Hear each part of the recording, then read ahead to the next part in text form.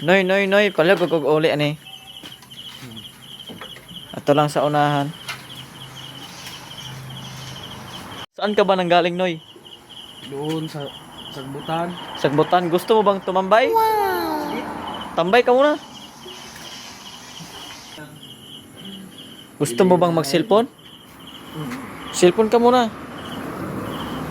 Thank you. Oh. Noon sana kay muta oh. Winok, Kasi- winok dulu bakit oh. Iya, buang gila. Apa no? May inom sa. Thank you.